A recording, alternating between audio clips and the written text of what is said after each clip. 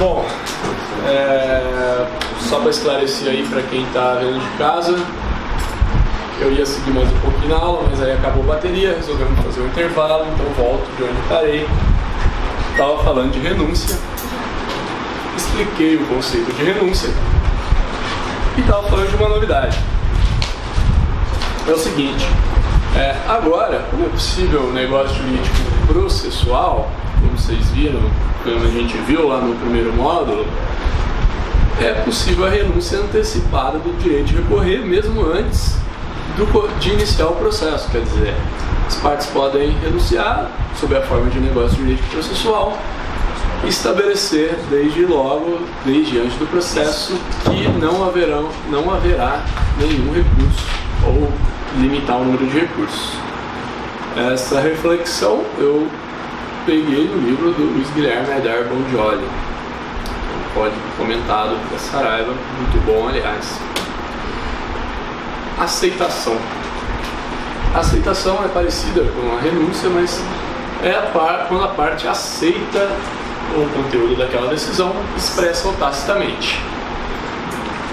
Expressamente, quando ela aceita a decisão expressamente, ou quando ela tacitamente, sem nenhuma reserva, pratica ato incompatível com a vontade de recorrer. Esse tipo de coisa que tem que ser olhado com muito cuidado, não dá para sair interpretando que qualquer ato é uma aceitação tácita, né, gente?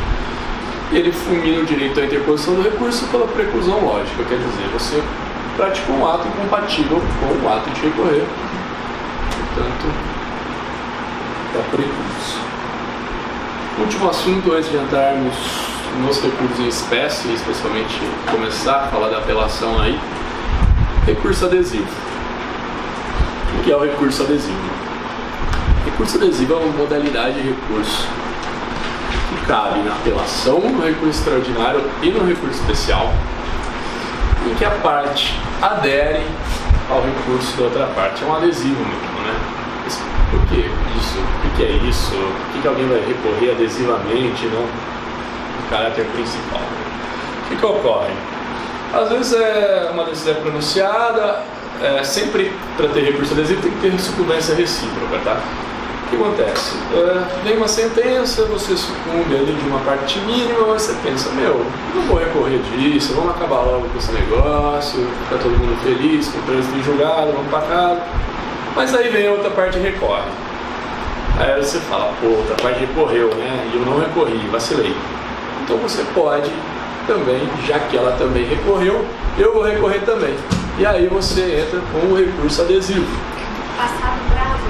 Passado o prazo inicial. O prazo para o recurso adesivo conta da sua intimação do recurso da outra parte. Ou seja, se você não apelou no prazo, eu perdi o prazo da apelação. Torce para outra parte ter apelado, porque você pode apelar adesivamente, certo? Qual que é o grande senão do recurso adesivo e por que você não pode sair fazendo isso à torta e à direita, esperando o recurso da outra parte? Porque o recurso adesivo fica subordinado ao recurso principal. Quer dizer, se a parte desistir do recurso principal, o seu recurso cai junto. Se o recurso principal da outra parte não for conhecido por intempestividade, por falta de preparo, seja lá o que for, o teu também não vai ser conhecido. Mas no caso, a matéria do recurso adesivo seria a que você quiser, desde que você tenha interesse, legitimidade, etc. Mas você pode... E aí você pensa, mas quem vai recorrer adesivo então? Porque foi uma merda isso. Só que às vezes você recorre adesivo, o que é muito comum assim? Às vezes você recorre adesivo para questionar honorários, são coisas que você fala, não vale a pena, mas agora já que o negócio está indo para a segunda instância, vamos também. E às vezes você utiliza o recurso adesivo, é uma ferramenta interessante para você pressionar a outra parte ou para um acordo ou para que ela desista do recurso dela, entendeu? Porque aí a parte pensa, mas recorri, mas ele recorreu adesivamente, então tem um risco aqui se eu desistir eu acabo com o recurso dele, mas se o meu recurso é totalmente improcedente, não tem sentido o meu recurso e o dele ele tem uma chance, a parte vai desistir dela. Então isso é comum acontecer. Bom, o que mais que tem de importante desse recurso adesivo? Já falei. Fora, mesmo os requisitos de admissibilidade do recurso especial, só é cabível na apelação, recurso extraordinário, recurso especial, não existe, pelo amor de Deus, agravo de instrumento adesivo. E aí, tem um julgado gigante aqui, mas que tem é um julgado bem importante, que tem uma conclusão bem interessante. O que aconteceu nesse julgado? A parte recorreu, veio outro cara, veio a outra parte, né? Falando coloquialmente, né? Deixa eu falar. Tô cansado já. Veio a outra parte, recorreu adesivamente. E o recurso adesivo é um recurso tal qual o outro. Você pode pedir pela antecipada recursal, você pode pedir o que for. O que o camarada fez? Pediu a tutela antecipada recursal no recurso adesivo e o relator deferiu o pedido de tutela antecipada dele. E aí, o que a parte que recorreu no recurso principal pensou? Pô, vou desistir do meu recurso, porque eu desisto do meu recurso, cai a tutela antecipada dele. Além de tudo, se o relator já deu uma tutela antecipada para ele, isso, é claro que ele vai refletir melhor, mas isso já indica uma certa predisposição a julgar a favor da outra parte. O camarada foi e desistiu do recurso. Aí, o que o STJ falou nesse caso? Que nesse caso, quando tiver sido concedida, né, a antecipação dos efeitos da tutela recursal no recurso adesivo, o sujeito que recorreu no recurso principal não pode desistir. Isso aí é homenagem ao princípio da boa-fé e, enfim, boa-fé mesmo, né? Redação da sacanagem no processo, né? Bom, depois vocês leiam o trecho inteiro aqui do acórdão que eu destaquei. Mas a conclusão e o fundamento é esse, tá? Legal? Tem uma questão aí para animar vocês. Prova da Defensoria Pública da Bahia de 2016.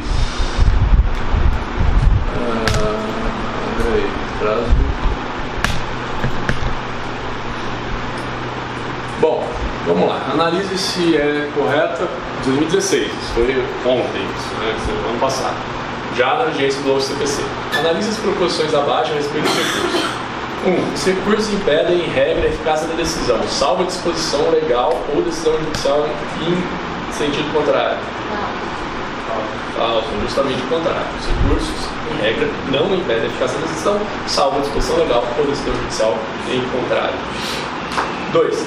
O recorrente pode desistir do recurso sem anuência do recorrido ou dos litisconsortes, mas a desistência não impede a análise da questão cuja repercussão geral já tenha sido reconhecida e daquela objeto de julgamento de recursos extraordinários ou especiais repetitivos. Certo, né? Beleza. Prestar atenção não. Excetuado os embargos de declaração, o prazo para interpor os recursos para responder-lhes é de 15 dias. Assim, gente, aqui é uma questão interessante, essa questão é uma questão letra da lei. Assim, tem aquelas exceções, uma da lei do JEC, a outra. Aí é aquelas quando você é sabotado por uma questão porque você sabe demais. Assim, sabe? É sério, acontece isso mesmo. Aí você fala, puta, vai ter aquela exceção. Meu, a letra da lei, prova de processo civil, sabe, não falou nada de procedimentos especiais, meu, certo. Isso você vai pegando várias questões, isso vai acontecer, porque o cara que fez aqui, ele pegou lá, abriu, leu, falou, legal, colocou aí, mas tem exceção, né? Os embargos de declaração possuem efeito suspensivo da eficácia da decisão e do prazo para a interposição de outros recursos. Essa parte do prazo eu não falei ainda, mas, enfim, tira essa parte aí. Tem efeito suspensivo da eficácia da decisão. Não, os embargos de declaração eles não têm, eles servem o efeito do recurso principal. Essa questão do prazo a gente vai falar ainda hoje, talvez fosse melhor ter colocado isso no final da aula, essa questão, mas tá bom. Então, letra B, tá correta. Parabéns. Questão Outra questão da Defensoria do Ceará, isso é 2014, meu concurso, adaptada porque tinha um treco aqui que era do código 73, eu adaptei e está tudo certo. Em relação aos recursos, é correto afirmar que a sentença deve ser sempre impugnada integralmente, porque devolve toda a matéria, não, né? E nós falamos a exaustão hoje. A legitimidade do Ministério Público para recorrer está distrita aos processos de parte. Pode ocorrer quando for custos leves também, e também quando ele for terceiro, né? Se tiver interesse. O recurso adesivo fica subordinado ao principal e é cabível na apelação, no agravo, no recurso ordinário e no recurso especial. Olha lá, eu dei a resposta agora há pouco. Recurso pode ser interposto pela parte vencida, pelo terceiro prejudicado e pelo Ministério Público, cabendo ao terceiro demonstrar a possibilidade e a decisão sobre a relação jurídica submetida à apreciação judicial atingir o direito de que se afirme titular ou que possa discutir em juízo pelo Instituto Processual. Esse aí é o parágrafo único daquele artigo que fala do terceiro, perfeito. Para desistir do recurso, o recorrente deverá contar com a anuência do recorrido ou dos responsáveis. Então, parabéns, vocês acertaram, letra D. Muito fácil, né, gente? O processo é muito fácil. A gente sabe de simulado. A gente sabe de Cara, simulado Vocês pedem tão pesado simulado. na hora que chegar na definição do Paraná, vocês vão olhar e falar, nossa, muito prova fácil. Já fiz prova muito mais difícil lá no cursinho. Vou me agradecer. Bom, recursos em espécie. Recursos em espécie, portanto, vamos começar aí, não vamos acabar hoje, né? Acho que vai hoje, mais umas 1 ou 2 aulas. Cada um dos recursos, suas peculiaridades, e vamos lá. Vou começar pela apelação, que segundo Barbosa Moreira é o recurso por excelência. Recurso por excelência porque ele pode, né, se ele for integral, devolver toda a matéria do processo para o tribunal. Quando cabe a apelação, quando for sentença. Quando vai ser sentença? Ressalvadas as disposições expressas dos procedimentos especiais, quer dizer, procedimento especial pode chamar alguma coisa de sentença, vocês vão ver em cada procedimento especial. Sentença é o pronunciamento por meio do qual o juiz, com fundamento dos artigos 485, extinção sem julgamento do mérito, e 487, hipótese de julgamento do mérito, põe fim à fase cognitiva do procedimento comum, bem como extingue a execução. Artigo 1009, parágrafo 3º. O disposto no caput desse artigo aplica-se mesmo quando as questões mencionadas no artigo 1015, ou seja, hipótese de cabimento de agravo de instrumento, integrarem capítulo da sentença. O que ele está falando aí? Vocês lembram do princípio da unicidade, da unicorrigibilidade, da singularidade, né? Contra cada decisão cabe um e só um recurso. Lá no artigo 1015 está dizendo que contra a tutela antecipada cabe agravo. Se a decisão antecipar, se na sentença o juiz determinar a antecipação dos efeitos da tutela, isso é possível, né, para aquele capítulo da sentença ter eficácia desde já. Da mesma decisão você vai agravar e apelar? Não, vai ser só apelação. Se for apelação, é só apelação. Qualquer das matérias lá do artigo 1015 foi decidida na sentença, apelação. Não tem, né, claro que vai caber sempre os embargos de declaração, que vai interromper o prazo para apelação, a gente já vai ver os embargos, apelação. Observação aqui. Aí uma outra observação que eu tirei do livro do Luiz Guilherme Aidar Bongioli. O que acontece agora com o novo CPC? Vocês lembram lá no primeiro semestre que eu falei que agora é possível o julgamento parcial da causa, seja o julgamento parcial do mérito ou a extinção parcial do processo, certo? Certo. Então, ir contra essa decisão vai caber agravo, não vai caber apelação. Ou seja, agora no novo CPC, a apelação pode não devolver, ainda que você impugne a sentença inteira, ela pode não devolver toda a matéria, todo o objeto do processo, porque parte do objeto do processo já pode ter sido decidido e vai poder ter sido levado ao tribunal por meio do agravo do instrumento. Isso é uma observação de cunho teórico, né? Não tem muita, enfim, consequência, mas eu achei interessante e é legal que vocês refletirem sobre isso, quem sabe, hoje antes de dormir. A apelação, questões prévias. Legal. Aí a gente está chegando aí naquela questão que o Ronival abordou na primeira aula e eu tesourei ele e não respondi a dúvida. Mas agora chegou o seu momento, Ronival. Se você tiver alguma dúvida ainda, depois da minha explicação, você me pergunte, por favor, tá? As questões resolvidas na fase de conhecimento, se a decisão a seu respeito não comportar agravo de instrumento, não são cobertas pela preclusão e devem ser suscitadas em preliminar de apelação, eventualmente interposta contra a decisão final ou nas contratações. O que ele está falando aí?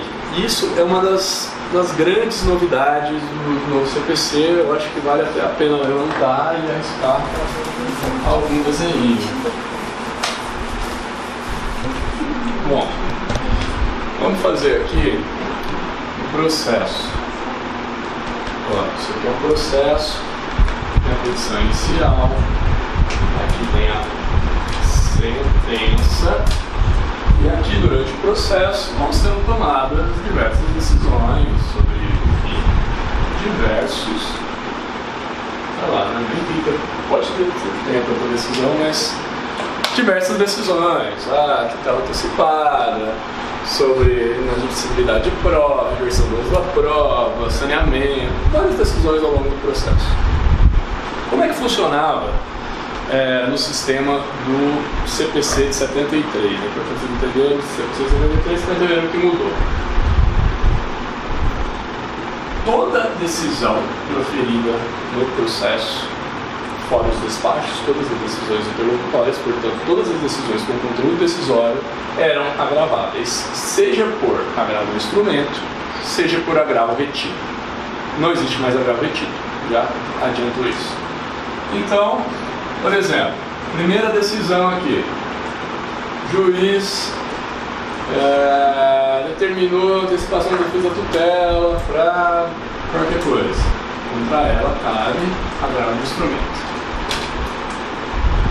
O processo andou, chegou lá aqui,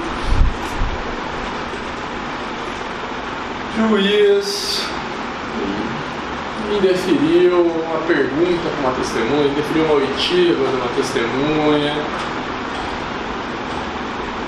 Dessa decisão, se não fosse cabível o agravo de instrumento, e o agravo de instrumento só cabia de decisões que pudessem ensejar lesão grave, de difícil reparação e tal, você interpunha um agravo retido.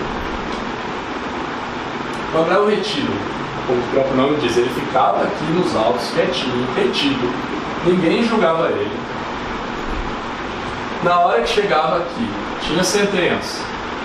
Se da sentença fosse interposta a apelação, você abria o tópico na sua apelação e falava do agravo retido, das razões, reiterava o agravo retido. Ou, se você não fosse o apelante ou apelado, você reiterava o seu agravo retido nas contra-razões. Por que existia isso, né? Qual que era a função então do agravo retido se quem ia decidir ser o julgador da apelação? Para que tinha agravo retido? Para não precluir. Por quê? O processo, enfim, tem alguns mecanismos de aceleração e um deles é a preclusão. Quer dizer, se eu não interpusesse o agravo retido da decisão que deferiu a testemunha, ou um agravo instrumento, se fosse o caso, essa decisão ia ficar preclusa, eu não podia mais questionar. Se o juiz sair lá na apelação, você vai alegar nulidade da sentença, porque por essencialmente defesa, porque aquela testemunha era essencial, etc, etc, caça a sentença, manda ouvir a testemunha para você fazer a sentença. Você vai poder alegar, isso estava precluso. certo? O que aconteceu? No CPC ele acabou com essa preclusão. Então, todas essas questões que não desafiam a agravo de instrumento, elas não precluem mais.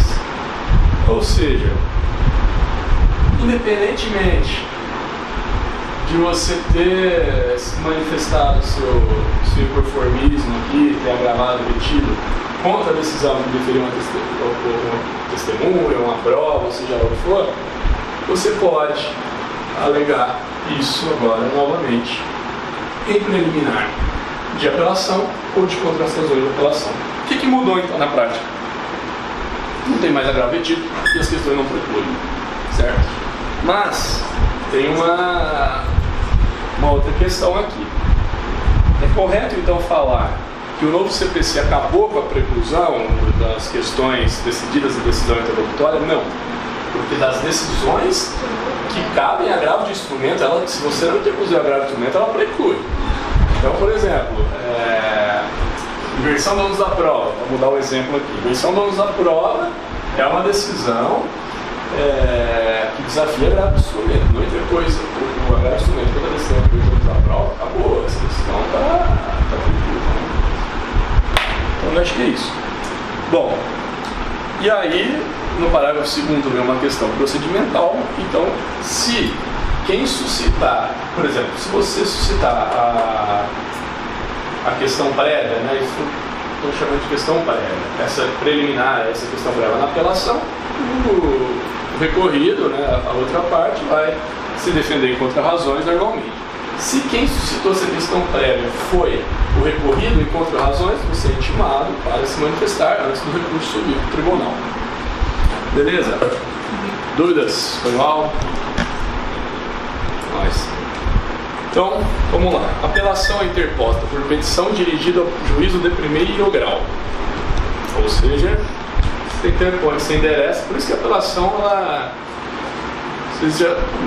todo mundo que fez o AB, você já viu que alguns recursos têm 2 folhas, outros não, né? Quando que tem 2 folhas? Normalmente, quando você interpõe perante o juízo, quem vai ler as razões é o outro, né?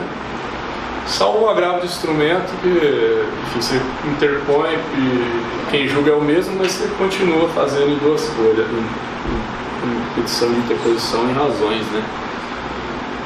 Bom, conterá o nome das partes, posição do fato do direito, razões do pedido de forma de decretação da nulidade, pedido na nova decisão.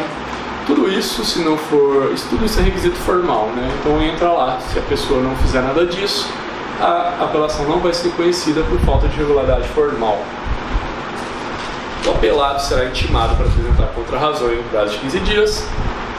Se o apelado...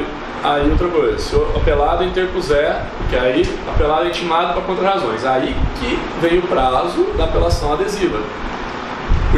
Se tiver apelação adesiva, o que o juiz tem que fazer? Abrir prazo para contra-razões da apelação adesiva, né? Sempre tem que ter o contraditório.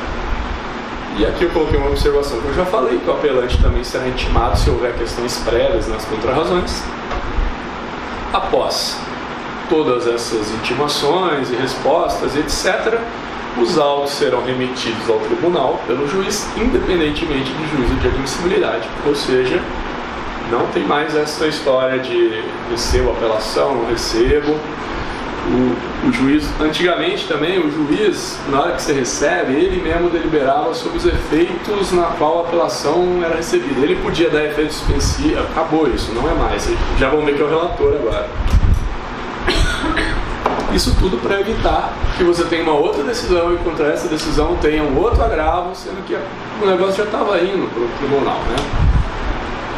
Recebido o recurso no tribunal, o relator, ele pode ou decidir ele monocraticamente, e aí são umas hipóteses específicas que a gente vai ver numa aula específica sobre a ordem dos recursos dos tribunais, está lá no artigo 932, tá?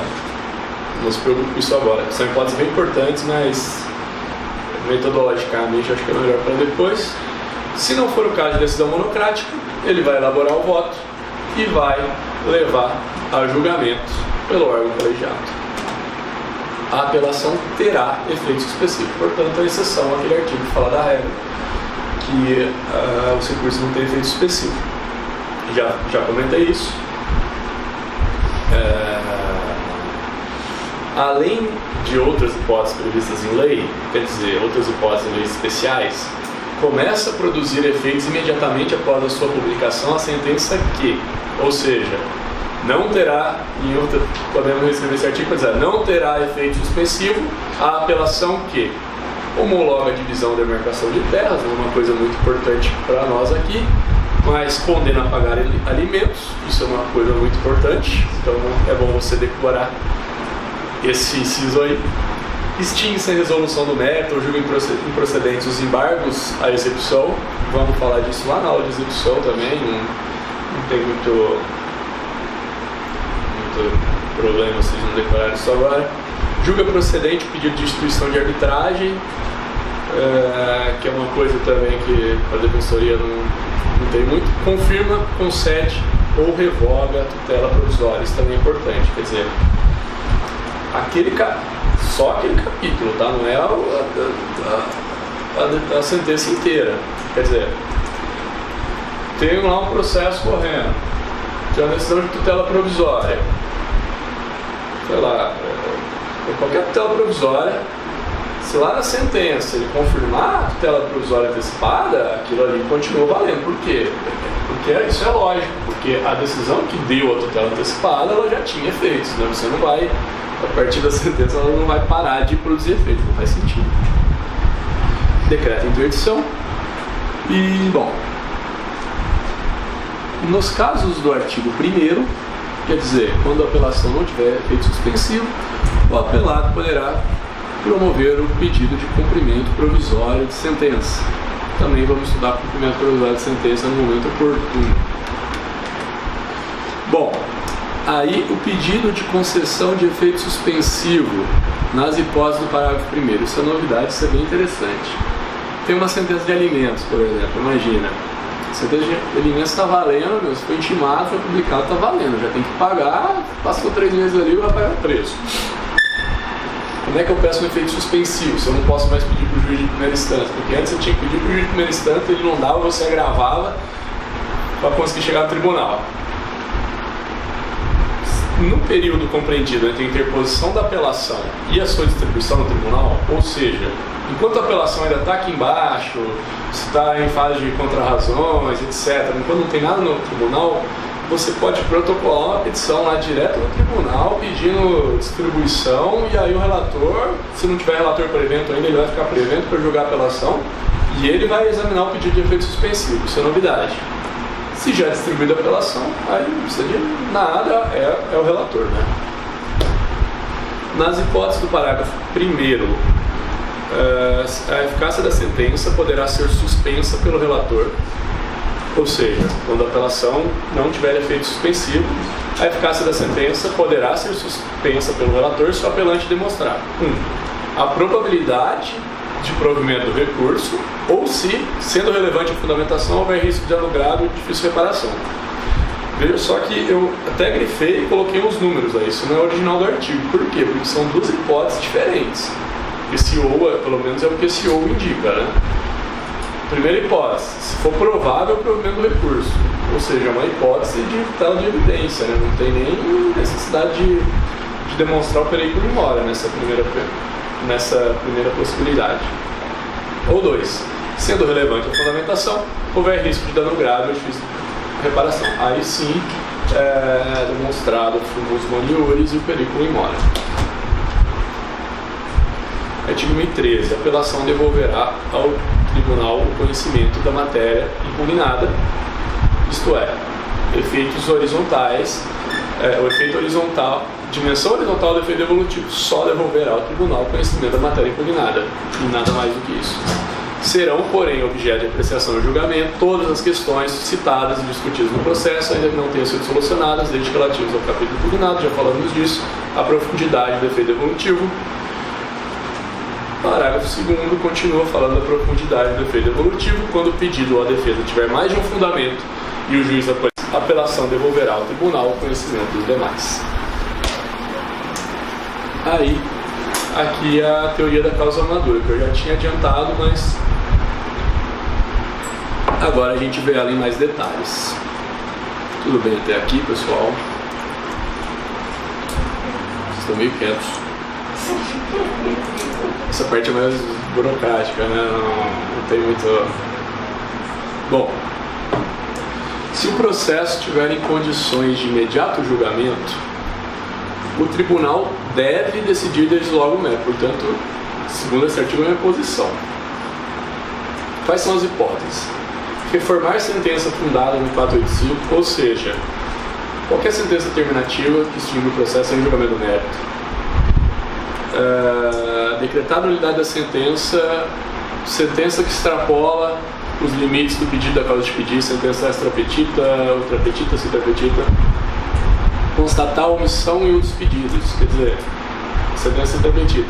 Ainda que o tribunal, que o juiz opor, ele não tivesse pronunciado a respeito de um dos pedidos, o tribunal já pode julgar o mérito relativamente àquele pedido, ou seja, né, a gente já viu que é uma mitigação aí do duplo grau de jurisdição.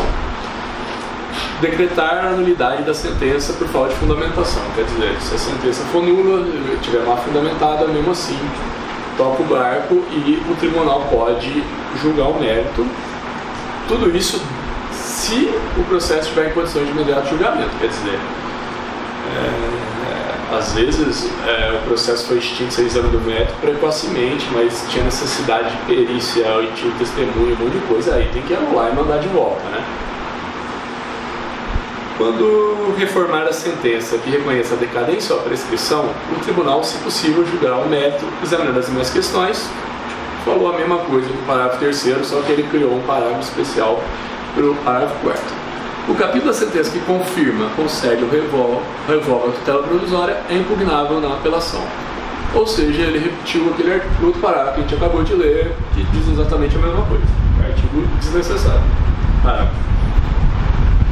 Aqui, então, enfim, isso aqui eu já falei, uma hipótese de reformácio impérios legitimada pelo sistema. Ah, não, isso aqui eu não falei, não. Eu falei que é uma hipótese de mitigação do duplo grau de jurisdição, né?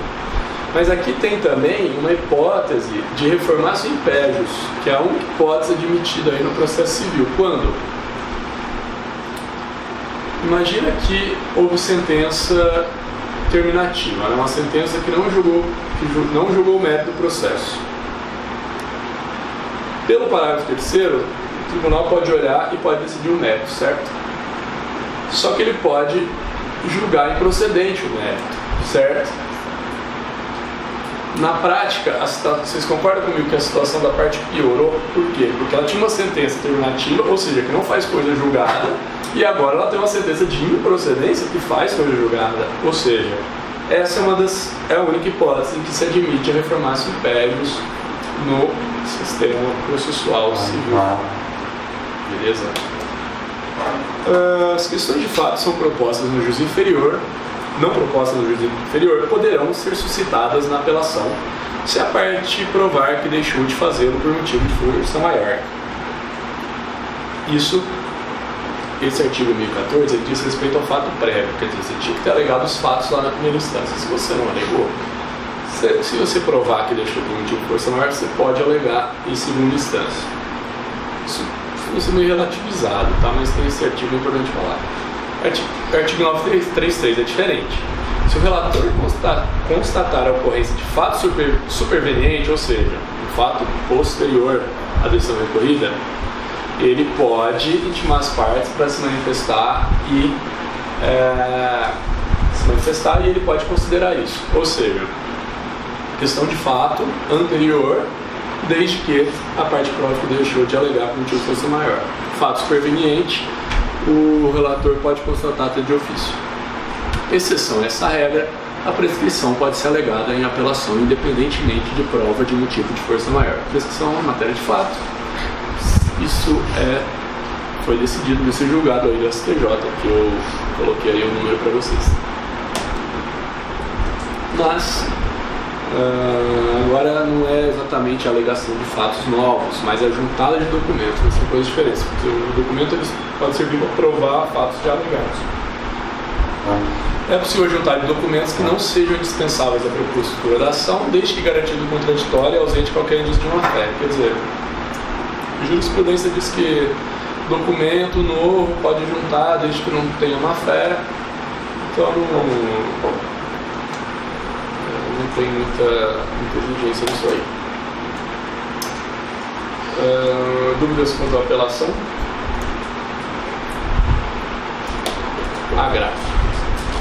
Primeira coisa, grande novidade, fim do agravo retido, já falei.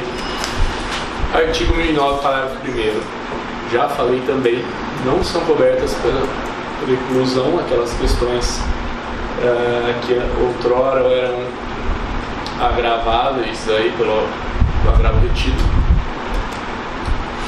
E agora uma outra novidade também é que, já falei isso, já tem várias hipóteses, já falei, mas agora vamos ver quais são todas essas hipóteses. As hipóteses são taxativas, ou seja, fora disso aqui que está fora desse rol aí que está aí no artigo 1015 que eu coloquei para vocês, não cabe agravo de instrumento. Do contrário, se for uma das hipóteses desse artigo, cabe agravo de instrumento e não há mais a necessidade de demonstrar dano grave, de difícil reparação, que era uma das hipóteses de cabimento do agravo de instrumento. Antigamente você tinha que, quando você interpor o agravo de instrumento, você tinha que dizer no agravo de instrumento que aquela decisão ia lhe causar dano grave de difícil reparação, porque senão a hipótese de agravo retido. Agora não tem mais essa conversa, a hipótese de cabimento do agravo de instrumento é objetiva, encaixou num desses incisos aí, agravo de instrumento. Cabe contra tutela provisória, tutela antecipada, tutela cautelar. Imagina se não pudesse ocorrer disso. Outra coisa, teve uma coisa que eu não falei. No novo CPC, quando eles estavam lá formulando o novo CPC, pensando e tal, a ideia era meio que acabar com o agravo de instrumento mesmo. Eles queriam acabar com o recurso, porque achavam que o agravo atrasava e tal. Só que aí o pessoal começou a discutir, mas peraí, né? Tutela provisória, não vai caber? Como é que eu faço? Vou ter que esperar o processo inteiro? Mas e tal hipótese, tal hipótese? Eles resolveram dizer que cabe agravo de instrumento em determinadas hipóteses. E dizendo isso, durante todo o trâmite, essas hipóteses foram aumentando, porque então hoje você tem aí 11 incisos e mais um parágrafo único de todas as hipóteses que cabe agravo de instrumento. Então cabe agravo de várias coisas. Apesar de, em tese, você dizer que o agravo de instrumento agora é exceção e só cabe em hipóteses excepcionais, cabe de várias coisas, né? Então, acaba virando quase que regra. Tutela provisória, então, método do processo. Isso aí eu acho que vocês têm que decorar, viu, gente? Porque como é novidade, isso aí é cara de questão objetiva, o cara fazer uma bagunça com esses incisos, é importante, eu decoraria. Rejeição de alegação de convenção de arbitragem, incidente de desconsideração de personalidade jurídica, e tudo é meio lógico, assim, né? Você, na hora ali do putz, não sei, é só pensar, mas será que a parte vai ficar esperando aí até a apelação para decidir uma questão dessa, né?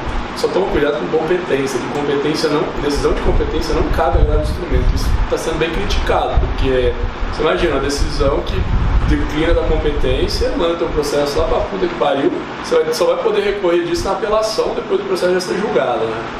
Acho que faltou eles escreveram a competência, mas competência não cabe agravo de instrumento.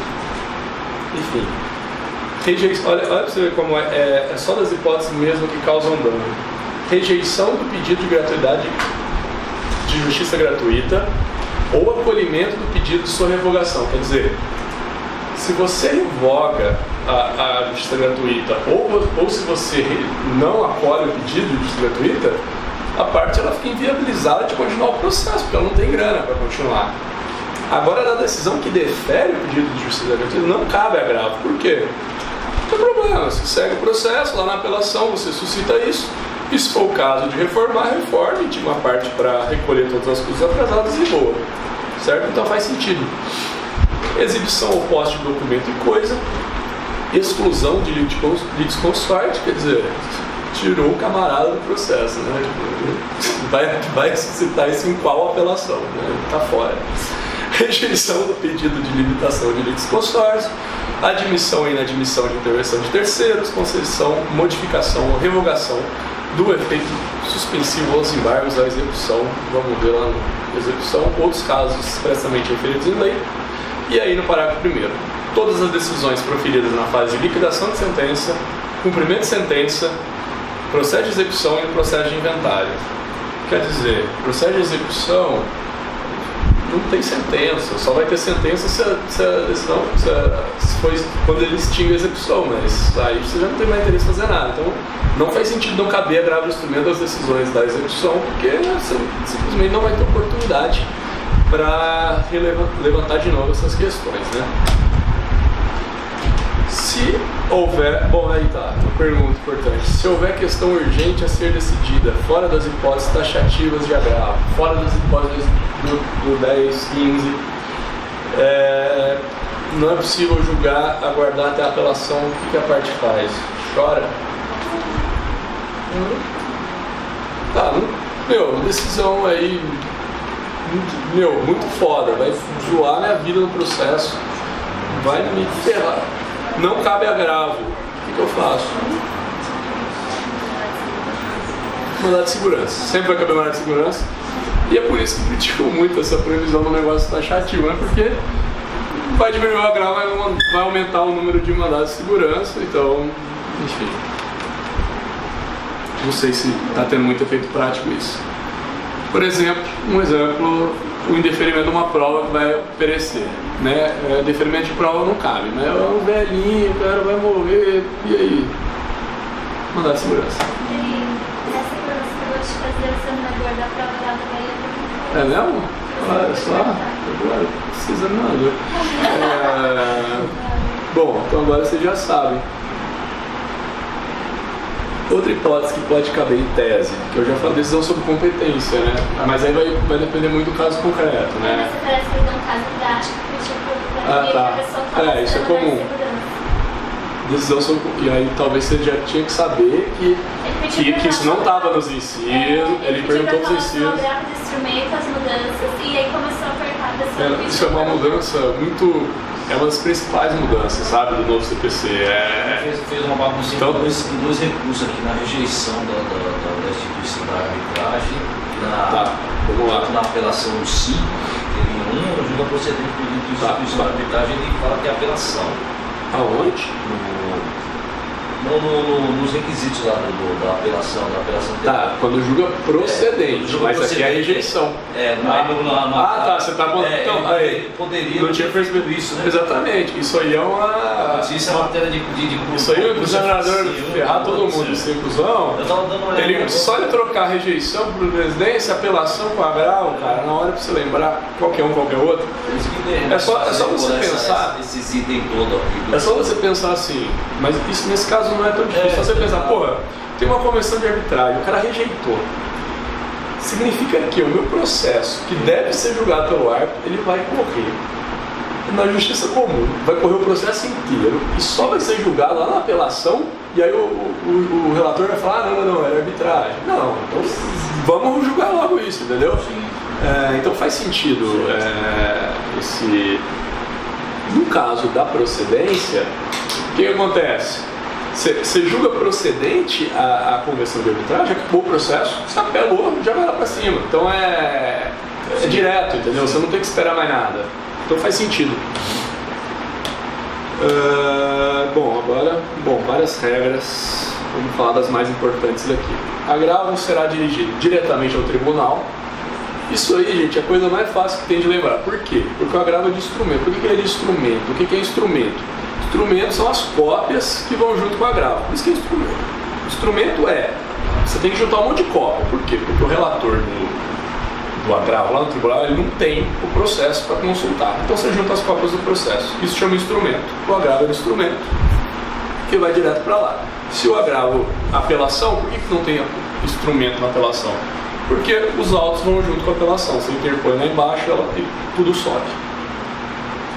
Você tem que indicar o nome das partes, posição de fatos, razões, nome, endereço. Isso aqui é importante, tá? O nome e o endereço completo dos advogados constantes do processo. Então, todo agravo você tem que colocar isso lá. Se cair peça para você fazer agravo, tem que lembrar de colocar isso aí. Esse agravo é indeferido porque você não colocou isso aí. Petição de agravo do instrumento será instruída. Petição de agravo, o agravo sempre teve, desde o Código passado, peças obrigatórias, peças facultativas.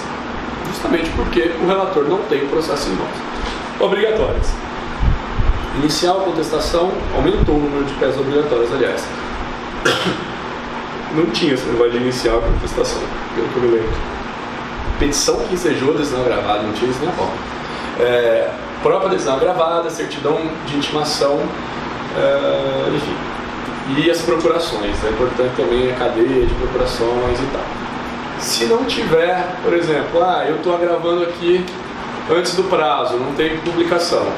Inciso segundo, você declara a inexistência de alguns documentos. Isso é obrigatório. Não teve contestação, foi rebelde.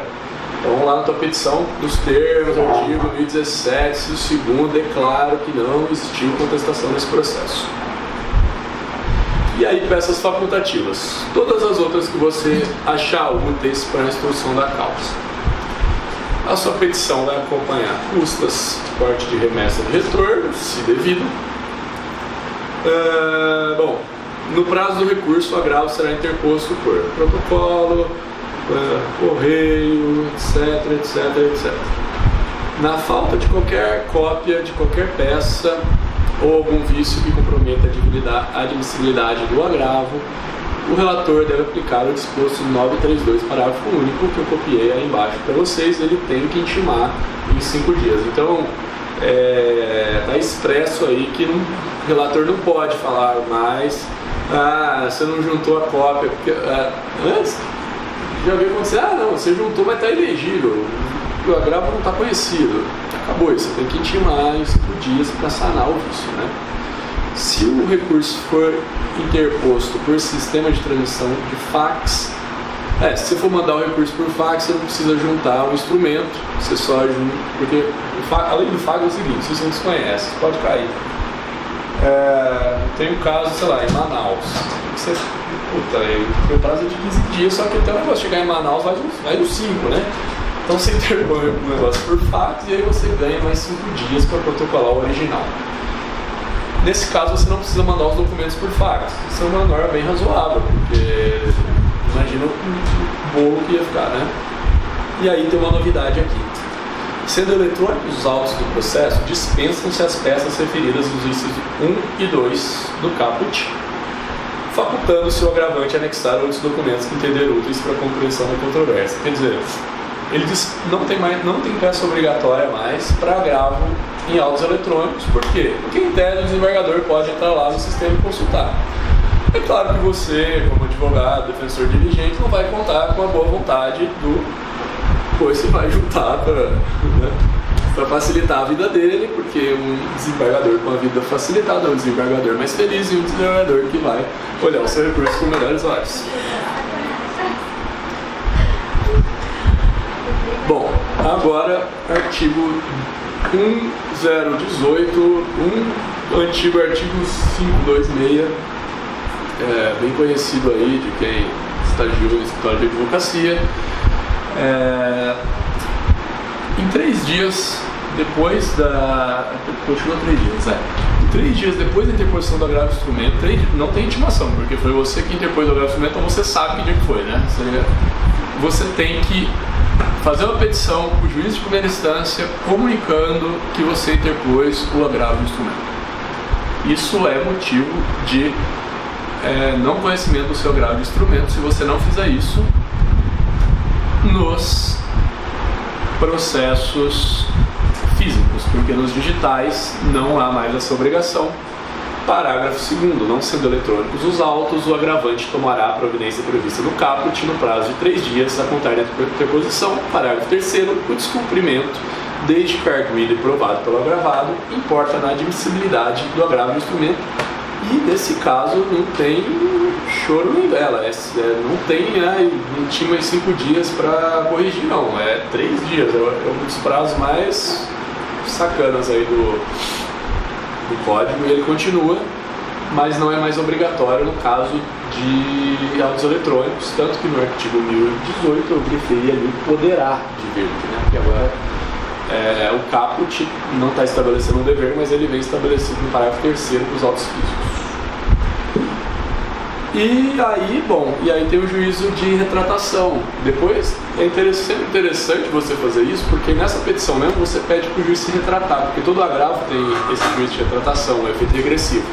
Parágrafo 1º. Se o juiz comunicar que reformou inteiramente a decisão, o relator considerará prejudicado o agravo instrumento. Prejudicado porque ele perde o objeto na medida em que ele impugna um ato que foi reformado já, né? Recebido o agravo, se não for o caso de aplicação do artigo 932, que é o caso de decisão monocrática, que a gente vai ver depois, o relator poderá atribuir efeito suspensivo ou deferir antecipação de tutela.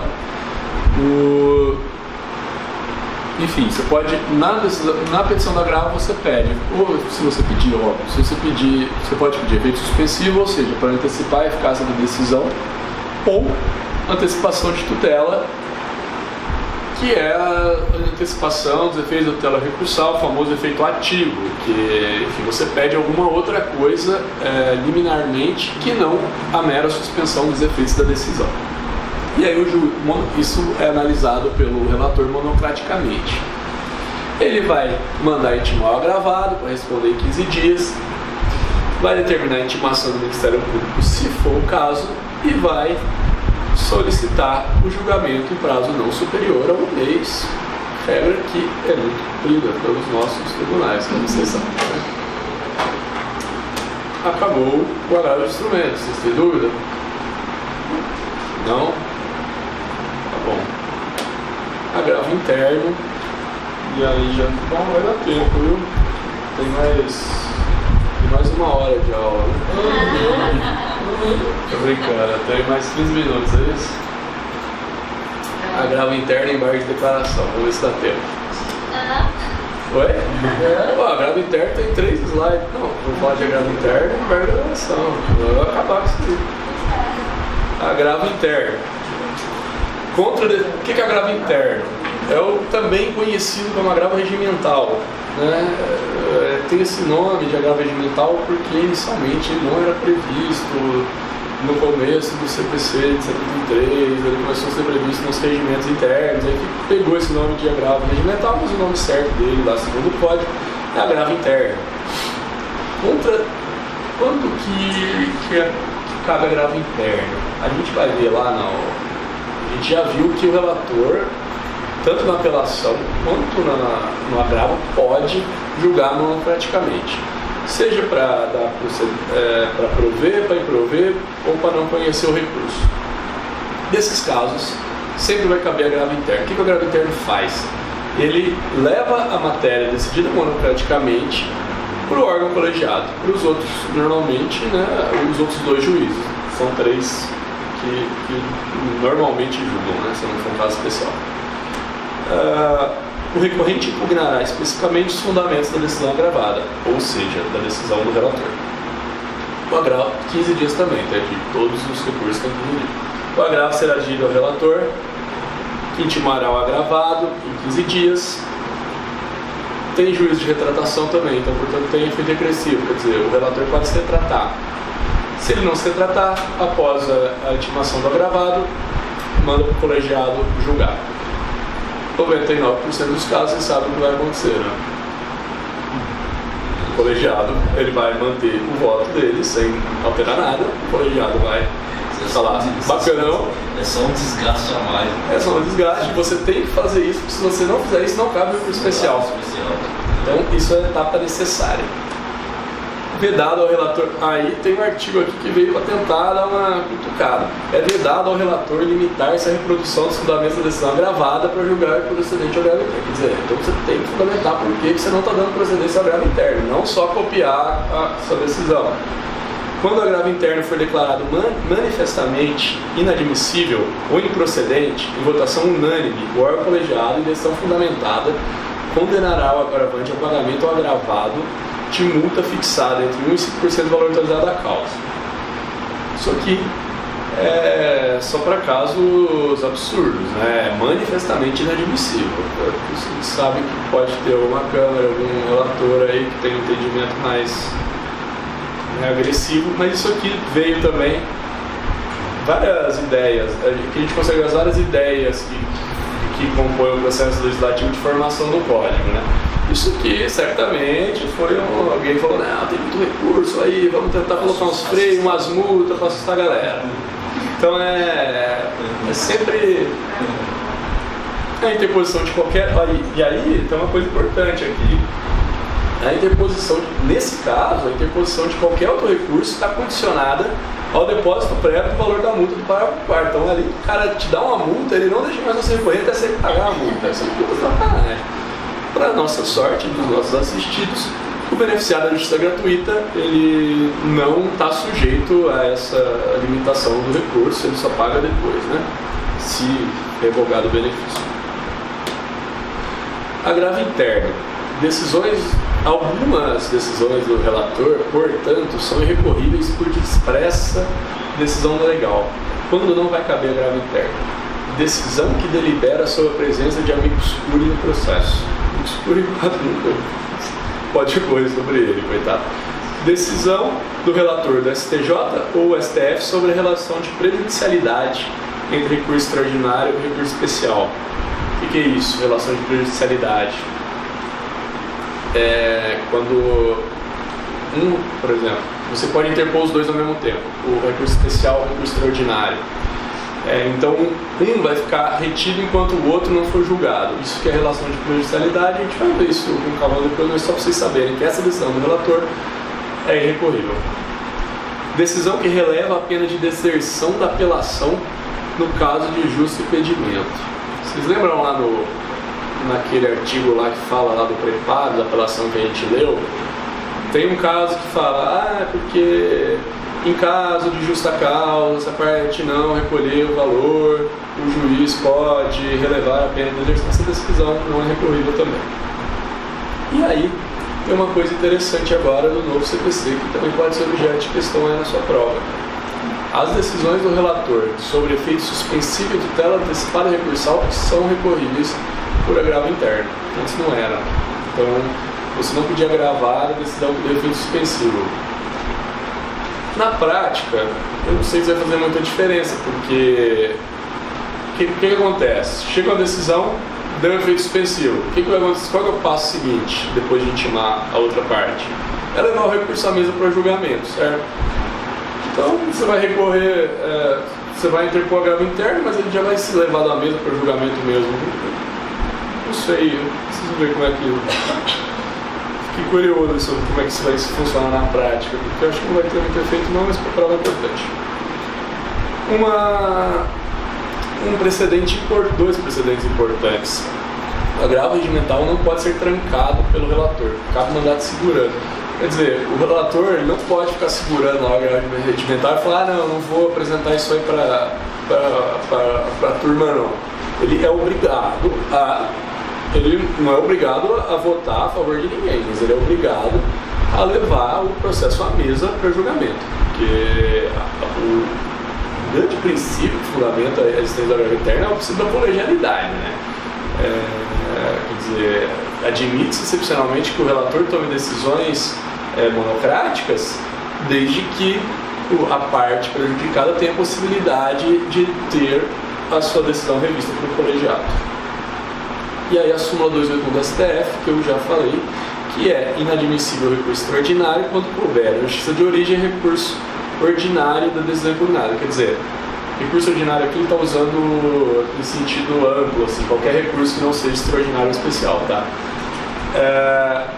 Falando aqui, da decisão monocrática cabe agravo interno, certo? Então não cabe recurso extraordinário, você tem que esgotar as instâncias ordinárias, isto é, provocar uma decisão colegiada para então recorrer extraordinário ou especial. Essa súmula é válida para recurso especial também. E agora chegamos no último recurso. Mais uns 40 minutos só. Quantos minutos eu tenho? Nossa senhora, 8 minutos. Embargos de declaração, vai dar tempo. cabe embargos de declaração contra qualquer decisão judicial. Ou seja, cabe embargos de declaração até mesmo de despachos, contrariando aquela regra que a gente tinha visto que não cabe recurso contra despacho. Por quê? Pode ser esse despacho confuso que vai tumultuar o processo. Às vezes você não entendeu, você vai para o perito, você vai para não sei quem, então você embargo de declaração e resolve. Então cabe contra qualquer decisão judicial. Quais hipóteses? 4 hipóteses. Obscuridade, contradição, omissão e uma novidade que já era admitida pela jurisprudência, corrigir erro material. É recurso de fundamentação vinculada. O que é isso? Você só pode impor o embargo de declaração nessas hipóteses. Você não pode alegar, aqui eu até coloquei um julgado, né? Os embargos de declaração não se prestam a corrigir erro de julgamento. Quer dizer, é só para resolver isso aí. Para corrigir erro de julgamento, você tem que apelar, agravar, recorrer especial, o que seja.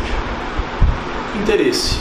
Ao contrário dos outros recursos, não é necessário sucumbência. Quer dizer, mesmo a parte que ganhou, ela tem interesse em depor sim embargo de declaração para esclarecer do que foi dito, né? Aí as hipóteses. Obscuridade. O que é obscuridade? Obscuridade é a falta de clareza na decisão. Eles estão meio confusos. Contradição. Gente, só uma coisa, o juiz odeia embargo de declaração, porque é falar que a decisão dele ou está confusa, ou está incoerente, ou está omissa, ou com erro. Então, assim, é mexer ali no eguinho do juiz, né? Contradição, incoerência. Você falou uma coisa, mas a sua conclusão não decorre daquilo que você falou. A contradição, gente, tem que ser interna. Tem gente que deu embargo de declaração e fala, não, mas sua sentença está em contradição com a prova. Não, a prova foi produzida no processo. Isso é mérito, isso não é contradição para fins de embargo de declaração. Omissão. O jogador deixa de apreciar alguma coisa pelo qual ele tem que se manifestar. E aí, pelo parágrafo único, tem ele explica, né? É o único que tem essa explicação. Considera-se omissa a decisão que isso aqui é interessante. Deixe de se manifestar sobre tese firmada em julgamento de casos repetitivos ou incidente de assunção de competência aplicado ao caso sobre julgamento. O que é isso? A gente vai ter uma aula só sobre precedentes, vai ver que o código ele valorizou essa questão do precedente. Então o juiz agora tem que seguir esses precedentes firmados em recurso repetitivo, assunção de competência, incidente de resolução. Se uma decisão for aplicável naquele caso e o juiz não se pronunciar, significa que ele está querendo dar um migué para não observar. Então considera-se omissa por expressa disposição legal. E aqui considera-se omissa também a decisão que infringir incorrer em qualquer daquelas condutas. Eu acho que vocês devem se lembrar do artigo 489, parágrafo 1º, que é aquele artigo que meio que ensina o juiz a fundamentar. Ele fala, não se considera fundamentada a decisão que... E aí tem lá um monte de hipóteses, a gente viu na outra sentença. Então, você pode alegar um vício desse tipo aí nos embargos de declaração, porque isso caracteriza uma omissão, segundo esse artigo aí. O erro material. O que é o erro material? Peguei vários exemplos aqui do livro do Luiz Guilherme também. Erro material não é um erro simples, um erro que pode... Ele nem transita em julgado. Eu acho que eu falei isso na aula de coisa julgada, mas se eu não falei, fica falado. Mesmo que a sentença transitar em julgado, você pode corrigir erro material, porque é um erro banal, um erro... E aí, o erro mais comum é de digitação, você vai lá, digita, às vezes um número da condenação, digita um número errado, mas pode ser outras coisas também, erro de cálculo, a posição do nome das partes, às vezes você troca o réu pelo autor, de concordância e aí dá duplo sentido, erro de sintaxe,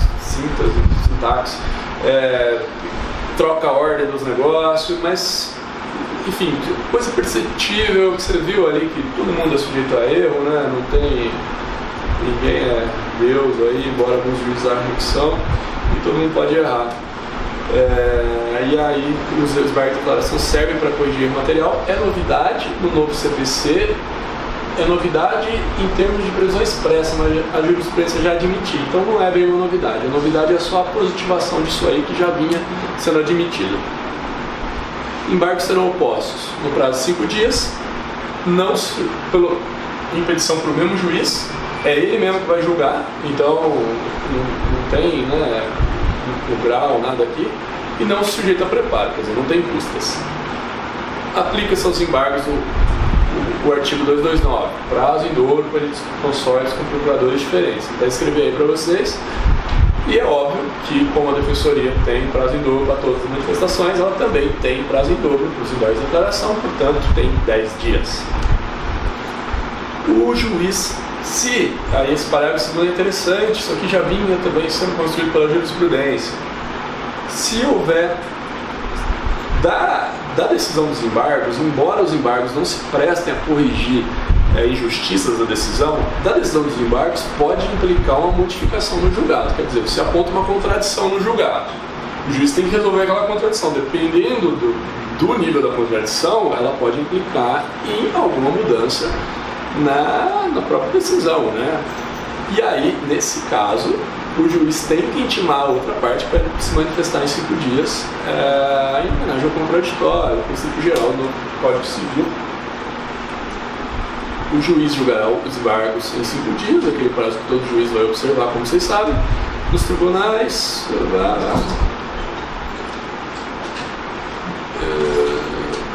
Bom, aí aqui tem duas coisas interessantes. Se os embargos foram postos contra a decisão monocrática,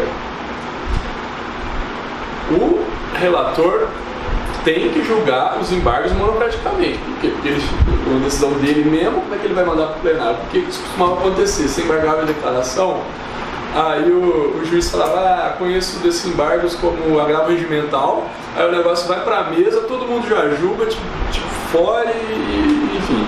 Então, se forem opostos, mas aí no parágrafo 3º tem aquela fungibilidade que eu falei com o agravo regimental. Se ele achar que é caso de agravo regimental ou agravo interno, ele pode converter em agravo interno desde que ele intime o recorrente em 5 dias e avise, olha, eu estou conhecendo isso como agravo interno, complemente as razões.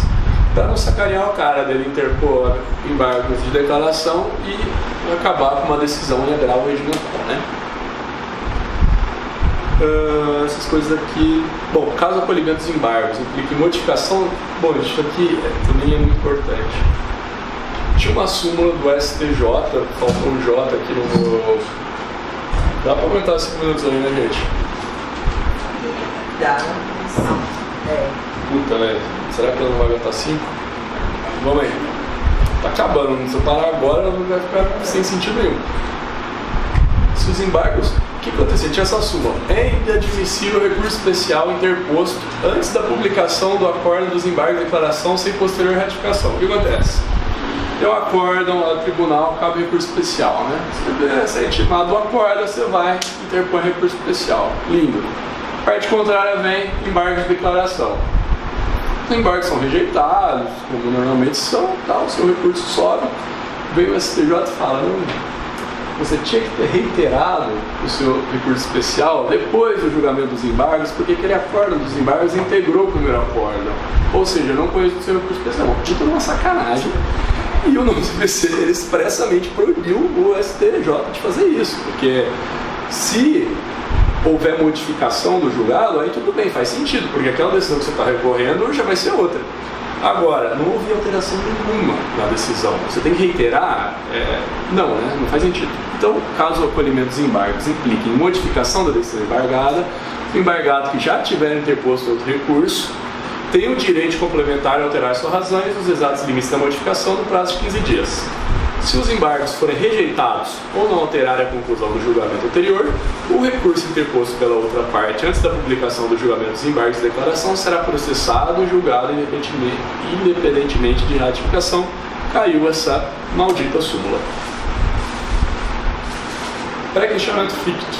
Consideram-se incluídos no acórdão os elementos que o embargante suscitou para fins de pré-questionamento, ainda que os embargos de declaração sejam admitidos ou rejeitados, caso o Tribunal Superior considere existentes de erro, omissão, contradição ou obscuridade. O que é isso? O seu recurso chegar no Tribunal Superior, ele precisa de vários requisitos, e um deles é o pré-questionamento. A gente vai entrar em mais detalhes, vai explicar o porquê na aula devida, mas a tese que você quer discutir lá já tem que ter sido discutida nas instâncias ordinárias.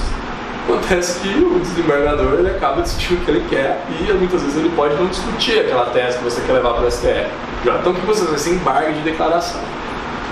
Só que aí vinha o STF, essa súmula 211 é do STJ, desculpa, eu esqueci de colocar STJ, mas é do STJ, tá? Ele vinha falar, bem, é admissível recurso especial quanto à questão que, a despeito da oposição de embargos declaratórios, não foi apreciado pelo Tribunal APO. Ou seja, você pede para o Tribunal se manifestar nas suas festas, você embarga a declaração e ele não se manifesta, e aí você não pode recorrer especial porque ele não acolheu os seus embargos. Aí esse artigo veio para tentar também barrar essa outra faceta da jurisprudência defensiva. Súmula do STF, o ponto omisso da decisão sobre o qual não forem postos embargos declaratórios, não pode ser objeto de recurso extraordinário por faltar o requisito do pré-questionamento. Aí sim, quer dizer, o tribunal não se manifestou, você não instigou ele novamente a se manifestar, aí não cabe, essa súmula continua em vigor. Artigo 1026, os embargos de declaração não possuem efeito suspensivo, já falamos disso, e interrompe o prazo para a intervenção do recurso, isto é, cabe apelação em 15 dias, certo? Certo. Cabe embargos em 5, certo? Certo. Você embarga, interrompe o prazo para apelação. Vem um novo julgamento. Você tem quantos dias para apelar? Você tem 15. Porque interrompeu significa que vai começar de novo depois do novo julgamento. O novo CPC expressamente alterou o dispositivo da lei do JEC e dizia que os embargos de declaração suspendiam, e era uma puta de uma sacanagem também, porque às vezes o cara embargava a declaração em 5 dias, depois da decisão ele só tinha mais 5 dias para recorrer, tinha muita gente que esquecia e tomava nessa. Agora acabou isso aí, então é 15 dias. 10 dias lá, né? Tá acabando. 2 slides. A eficácia da decisão monocrática colegiada poderá ser suspensa pelo respectivo juiz ou relator se demonstrada a probabilidade de provimento do recurso ou sendo relevante a fundamentação se houver risco de dano grave de separação. Quer dizer, você pode pedir nos embargos de declaração a suspensão dos efeitos daquela decisão. Novidade também. E isso aqui é importante, que é outra novidade. Quando manifestamente protelatórios os embargos, o juiz vai condenar a multa. Legal, isso é normal, isso já tinha. E aí tem uma súmula 98 do STJ, que eu estou esquecendo de colocar aí, desculpa. Embargos de declaração manifestados com notório propósito de pré-questionamento não tem caráter protelatório. Ou seja, se você é obrigado a embargar a declaração para ser reconhecido como pré-questionamento, seu embargo não é protelatório, porque você está sendo obrigado a fazer isso. Então, normalmente, quando a gente embarga lá no tribunal, você já manda de cara, já olha, pré-questionamento 98 não é protelatório.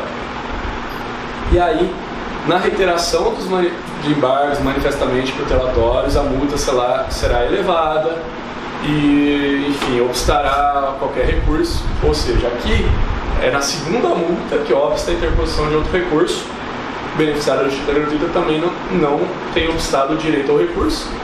E aqui tem uma questão importante. Não serão admitidos novos embargos de declaração se os 2 anteriores houverem sido considerados protelatórios. Os 2 têm que ser considerados protelatórios. O juiz pode olhar e falar, 2 embargos protelatórios, você está de sacanagem, acabou isso aqui, transitou em julgado, baixa os autos. O STF já fazia isso, tem precedente aí, sem determinação legal, por quê?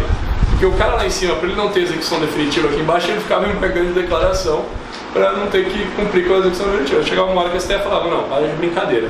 Está transitado em julgado, acabou, desce esses autos.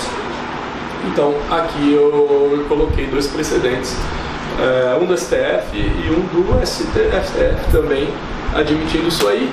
E aí tem uma questão, e bom, essa questão a gente já fez, né? Ela ficou em 2 lugares e acabou. Enfim.